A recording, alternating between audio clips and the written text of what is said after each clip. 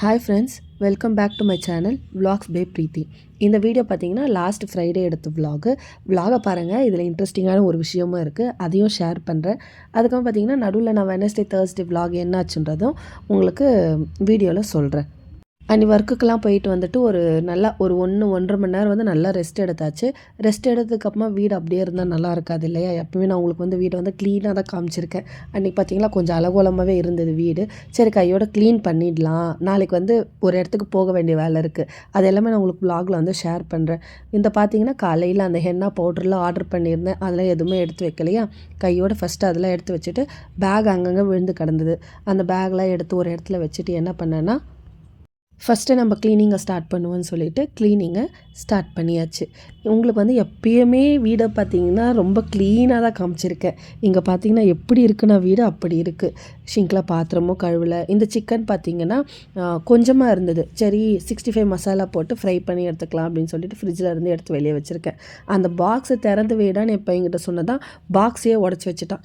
இது பார்த்திங்கன்னா காலையில் பலாவ் மாதிரி பண்ணேன், அந்த பலாவும் கொஞ்சம் இருக்குது. சிக்கன் ஃப்ரை வச்சுட்டு பலாவ் சாப்பிட்டோம்னா நைட்டுக்கு சரியாக போயிடும், அப்படின்னா சமைக்கிற வேலை இல்லை அப்படின்னு சொல்லிட்டு சைலண்ட்டாக இருந்துட்டேன்.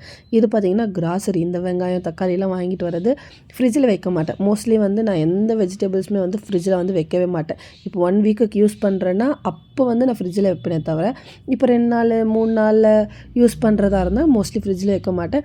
90% வந்து ஃப்ரிட்ஜில் வைக்கிறத அவாய்ட் பண்ணிவிடுவேன். ஏன்னா பெங்களூரில் கிளைமேட் வந்து பார்த்திங்கன்னா எப்போ கோல்டாக தான் இருக்குமா, ஃப்ரிட்ஜில் வைக்கவும் தேவையில்லை அப்படின்னு சொல்லிட்டு மோஸ்ட்லி நான் வந்து வெளியே தான் வச்சுருப்பேன். அந்த இடம் பார்த்திங்கன்னா அந்த வெங்காயம் தோல் அது இது எல்லாம் சேர்ந்து பார்த்திங்கன்னா அதுவும் கொஞ்சம் கலீஜாக இருக்குது. சரி ஃபஸ்ட்டு கையோட ஆல்ரெடி ஒரு செட் ஆஃப் துணியை வந்து துவச்சி காயப்போட்டேன். அது காயப்போட்ட 2 நாள் ஆச்சு, இன்னும் அதுவே எடுக்கலை. சரி ஆல்ரெடி திரும்பவும் மிஷினில் துணி சேர்ந்துட்டு இருந்ததா, சரி இதையும் துவச்சிடலாம் அப்படின்னு சொல்லிட்டு எல்லாத்தையும் எடுத்து போட்டாச்சு.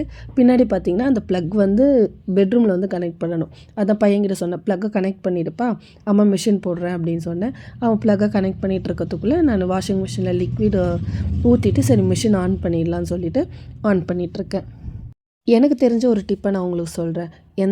ஏதாவது வேலை செய்யணும் அப்படின்றப்ப நிறைய வேலை இருக்குது, துணியும் இருக்குது, மிஷினில் துணியும் இருக்குது, துவைக்கணும் அப்படின்றப்ப என்ன பண்ணுங்கன்னா ஃபஸ்ட்டு மிஷினில் துணியை போட்டுருங்க.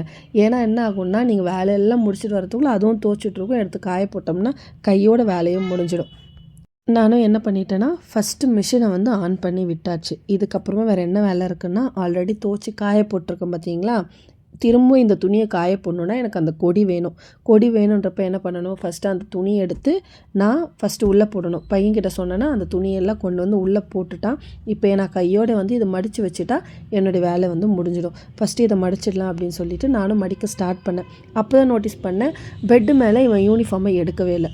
இப்போ தானடா மிஷின் ஆன் பண்ணோம், பெட்டு மேலே யூனிஃபார்மே எடுக்கலையே அப்படின்னு சொல்லிட்டு திரும்ப அதில் இருக்க பெல்ட்டெல்லாம் எடுத்துகிட்டு திரும்ப இந்த துணியும் கொண்டு போயிட்டு கையோட மிஷினையும் போட்டாச்சு. ஆக்சுவலாக வந்து யூனிஃபார்ம் எப்போ மிஷினில் போட்டாலுமே என்ன பண்ணணும், திருப்பி போடணும். ஏன்னா அப்போ தான் அழுக்கு போகும். நான் எங்கள் துணியை திருப்பிகிட்ருக்கேன். பையன் பார்த்தீங்கன்னா பக்கத்தில் இந்த பக்கம் ட்ரைபாட் வந்து நான் பெட்டு மேலே வச்சுருக்கேன், அவன் அந்த சைடில் இருந்து ஏறி மேலே வந்துட்டுருக்கான்.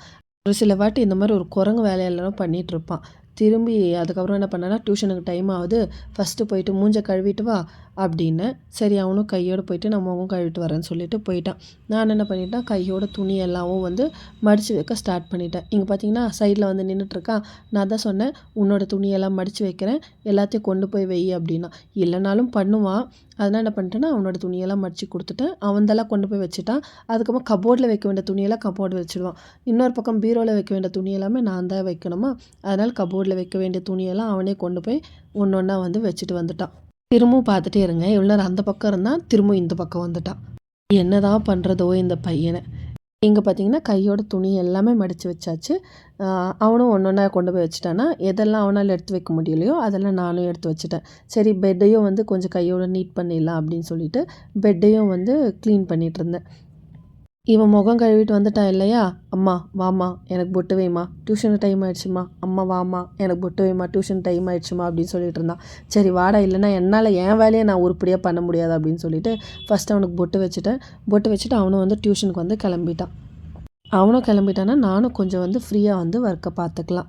இங்கே நீங்கள் கவனிச்சிருந்தீங்கன்னா நான் தலையில் வந்து ஹென்னா போட்டுட்டு இருந்திருப்பேன். என்ன இப்போ தானே போட்டாங்க லாஸ்ட் வீக், என்னடா மறுபடியும் ஹென்னா போட்டுட்ருக்காங்களேன்னு நினைக்கலாம். ஏன்னா வந்து நான் ஆல்ரெடி உங்ககிட்ட சொன்ன மாதிரி ஒரு முக்கியமான விஷயம் இருக்குது. அது வந்து எப்படி சொல்கிறது, உங்களுக்கு அது சர்ப்ரைஸாகவே இருக்கட்டும். நாளைக்கு நான் போடுற வீடியோவில் வந்து கண்டிப்பாக அது என்ன சர்ப்ரைஸ்ன்றது ரிவீல் பண்ணுறேன் நான் உங்களுக்கு. இங்கே வந்து நான் க்ளீன் பண்ணுறதுக்கு ஸ்டார்ட் பண்ணுறதுக்கு முன்னாடியே ஃபஸ்ட்டு இந்த வேலையை தான் செய்யணும், நெக்ஸ்ட்டு இந்த வேலையை தான் செய்யணும், ஃபஸ்ட்டு நான் ஏதாவது வேலை செய்கிறேன்னா ஃபஸ்ட்டு இந்த ரூமில் இருக்கிற வேலையெல்லாம் முடிச்சிடணும் அப்படின்னு சொல்லி தான் பிளான் பண்ணேன். ஃபஸ்ட்டு பார்த்திங்கன்னா கையோட ஃபஸ்ட்டு விஷயம் பெட்டை நீட் பண்ணியாச்சு. இந்த ட்ரெஸ்ஸிங் டேபிளை வந்து க்ளீன் பண்ணுறது இல்லவே இல்லை. அது ஒரு எக்ஸ்ட்ரா வேலையாயிடுச்சு. எப்போ பார்த்தாலும் எல்லாத்தையும் எடுக்கிறது, அங்கேயே வைக்கிறது, சந்தனம் எடுத்து வச்சுக்கிறது. என் பையன் என்ன பண்ணுவான்னா சந்தனத்தையும் அங்கேயே அந்த ட்ரெஸ்ஸிங் டேபிள் மேலேயே பூசி விட்டுட்டு போயிடுவான். அதனால் நான் என்ன பண்ணிட்டேன்னா சரி கையோட ட்ரெஸ்ஸிங் டேபிளையும் க்ளீன் பண்ணிடலாம் அப்படின்னு சொல்லிட்டு ஒரு ஈர துணி கொண்டு வந்து ட்ரெஸ்ஸிங் டேபிளையும் வந்து கையோட க்ளீன் பண்ணிட்டேன். எப்போ க்ளீன் பண்ணாலும் மேலேயே க்ளீன் பண்ணிவிடுவேன்னா அந்த பாக்ஸ் எடுத்து க்ளீன் பண்ணுறதே இல்லை, ஞாபகமும் இருக்காது. இன்றைக்கி பார்த்திங்கன்னா அந்த பாக்ஸையும் எடுத்துகிட்டு அங்கேயே க்ளீன் பண்ணி பாக்ஸை வந்து உள்ளே வச்சாச்சு. கண்ணாடியில் கொஞ்சம் அழுக்கு இருந்த மாதிரி இருந்ததா, கையோட பார்த்திங்கன்னா என் கையில் இருக்கிறது மைக்ரோ ஃபைபர் கிளாத்து தான். சரி தொடச்சா க்ளீன் ஆகிடும் அப்படின்னு சொல்லிட்டு கையோட வந்து கண்ணாடியை வந்து நல்லா தொடச்சி விட்டாச்சு. இப்போ பார்த்திங்கன்னா இந்த ரூமில் என்னென்னலாம் வேலை இருந்ததோ அது எல்லாமே வந்து ஃபஸ்ட்டு நான் முடித்தாச்சு. நெக்ஸ்ட்டு பார்த்திங்கன்னா கையோட இந்த ரூமையும் வந்து பெருக்கி கூட்டிடலாம் அப்படின்னு சொல்லிட்டு பெருக்கும் வந்து ஸ்டார்ட் பண்ணிட்டேன். கையோட பார்த்திங்கன்னா ஒரு ரூம் வந்து சுத்தமாக க்ளீன் பண்ணி முடிச்சாச்சு. நெக்ஸ்ட்டு பார்த்திங்கன்னா இந்த ஹாலை வந்து க்ளீன் பண்ணிடலாம் அப்படின்னு சொல்லிட்டு ஹாலில் வந்து உண்மையாகவே வீட்டில் எத்தனை வாட்டர் பாட்டில் இருந்தாலும் நம்ம எமர்ஜென்சின்னு தேடுறப்போ ஒரு வாட்டர் பாட்டில் கூட கிடைக்காது. வேணான்றப்ப எல்லா வாட்டர் பாட்டிலும் கண்ணுக்கு தெரியும். அந்த மாதிரி என் பையனுக்கு ஒரு நாளைக்கு ஒரு வாட்டர் பாட்டில்னு சொல்லிட்டு வாரத்துக்கு 7 நாளைக்கும் 7 வாட்டர் பாட்டில் கொண்டு போகிற மாதிரி அந்த திவான் மேலே எப்போ பார்த்தாலும் வாட்டர் பாட்டில் இருந்துகிட்டே இருக்கும். நம்ம எமர்ஜென்சி நம்மளுக்கு தண்ணி வேணும், தண்ணி குடிக்கணும், அந்த மாதிரி சுச்சுவேஷனில் பார்த்திங்கன்னா தலைகீழ நின்னாலும் அந்த வாட்டர் பாட்டிலில் தண்ணி இருக்கவே இருக்காது. எனக்கு அந்த டைமில் வந்து பிபி தலைக்கு ஏறிடும். நான் எத்தனை வாட்டராக சொல்கிறது, ஏன்டா வாட்டர் பாட்டிலை இங்கே வைக்கிறேன் அப்படின்னா, அம்மா தண்ணி வேறு எப்படிம்மா குடிக்கிறது அப்படின்வான். இந்த தண்ணி பாட்டிலில் தண்ணி எங்கடா இருக்குது குடிக்கிறதுக்கு அப்படின்னா, போய் தான் பிடிச்சி தான் வந்துட்டு குடிக்கணும், உனக்கு வேணுமா சொல்லு, நான் பிடிச்சிட்டு வந்து கொடுக்குறேன், சும்மா என்னை திட்டிகிட்டே இருக்காதம்மா அப்படின்வான். ஃபஸ்ட்டு என்ன பண்ணிட்டேன்னா அந்த திவானை எல்லாமே வந்து சுத்தமாக க்ளீன் பண்ணிவிட்டு கையோட வந்து இந்த ரூமையை வந்து பெருக்க ஸ்டார்ட் பண்ணியாச்சு. இப்போ இந்த திவான் மேலே இருக்கிறதெல்லாம் எங்கே போச்சுன்னு நினைக்கிறீங்க? எல்லாமே வந்து ஃப்ரிட்ஜு மேலே இருக்கும். திரும்ப ஃப்ரிட்ஜு க்ளீன் பண்ணுறப்ப என்ன பண்ணுவோம், அந்த ஃப்ரிட்ஜு மேலே இருக்கிறதெல்லாம் திருப்பி எடுத்து திவான் மேலே வைப்போம். திவான் மேலே உட்காரத்துக்கு இடம் இல்லைன்னா திருப்பி அந்த திவான் மேலே இருக்கிறதெல்லாம் ஃப்ரிட்ஜு மேலேக்கு தான் போகும். இப்படி தான் ரொட்டேட் ஆகிட்டே இருக்குமே தவிர அதில் வேணான்ற பொருளை தூக்கி போடுற மாதிரியும் இருக்காது, அதில் வேணான்ற பொருளே இருக்காது. சரி வேறு இடத்துல எடுத்து வைக்கலாமா அப்படின்னா நம்ம தேடுறப்ப அதை நம்ம கையில் வேற கிடைக்காது. அது வேற தலைவலி. கிட்ட இருக்கப்பே என்ன ஆச்சுன்னா அந்த சைடில் வந்து தக்காளியும் பச்சை மிளகாவும் வச்சுருந்தேன். சரி கையோடு அதை எடுத்து ஃப்ரிட்ஜில் வச்சிடலாம் அப்படின்னு சொல்லிட்டு அந்த இடமும் க்ளீன் பண்ணிவிட்டு கையோடு வந்து பெருக்கிட்டு வந்துட்டேன்.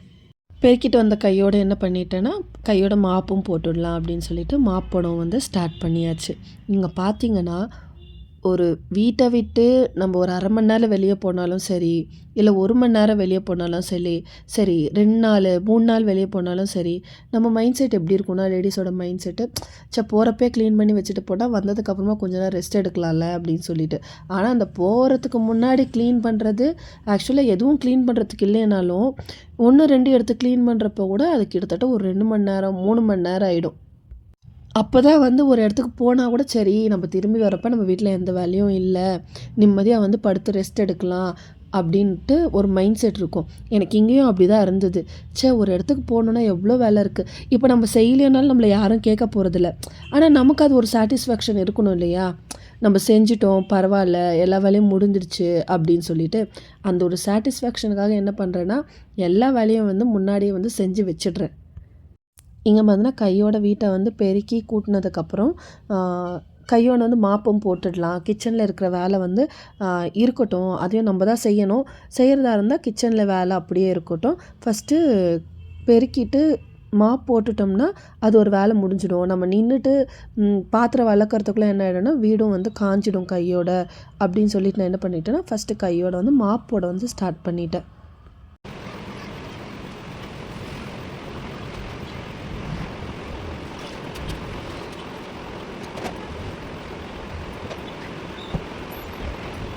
எங்கள் வீட்டை ஃபுல்லாக மாப் போட்டு முடித்ததுக்கப்புறமா ஆல்ரெடி வந்து வளர்க்குன பாத்திரமே இன்னும் கூடையில் அப்படியே இருக்குது. சரி இந்த கூடை க்ளீன் ஆனால் தான் ஷிங்கில் இருக்க பாத்திரத்தை வந்து விலக்கி போட முடியும் அப்படின்னு சொல்லிட்டு ஃபஸ்ட்டு இந்த கூடையை வந்து க்ளீன் பண்ணிடலாம், இதில் இருக்க பாத்திரம்லாம் எடுத்து அடிக்கிடலாம் அப்படின்னு சொல்லிட்டு நெக்ஸ்ட் வேலையை அதை வந்து ஸ்டார்ட் பண்ணிட்டேன்.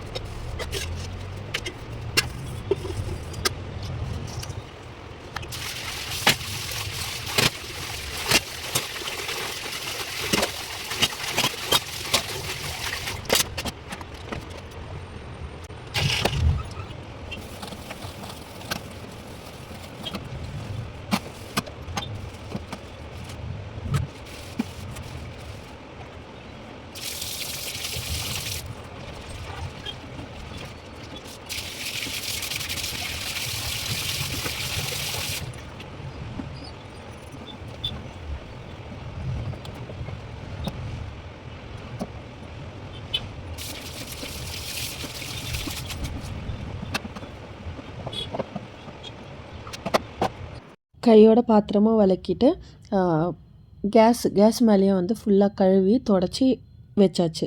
நெக்ஸ்ட்டு வேலை பார்த்தீங்கன்னா, உங்களுக்கு ஆல்ரெடி பார்த்தீங்கன்னா எல்லா ரூமுமே காமிச்சிருப்பேன். இந்த பக்கம் ரூமை காமிச்சே இருக்க மாட்டேன். ஏன்னா இந்த ரூமு போட்ட பொருள் போட்ட இடத்துலயே இருக்கும். அதனால் வந்து மோஸ்ட்லி இந்த ரூமு பார்த்தீங்கன்னா, நான் வீடியோவில் வந்து கவர் பண்ண மாட்டேன். உங்களுக்கு நான் ஆல்ரெடி சொன்ன மாதிரி பார்த்தீங்கன்னா, சர்ப்ரைஸ்ன்னு சொன்னேன் இல்லையா? சர்ப்ரைஸ்னால் ஒன்றும் இல்லை. நான் வந்து சாட்டர்டே ஆஃப் டே, அதுக்கப்புறமா வந்து சண்டே ஃபுல் டே.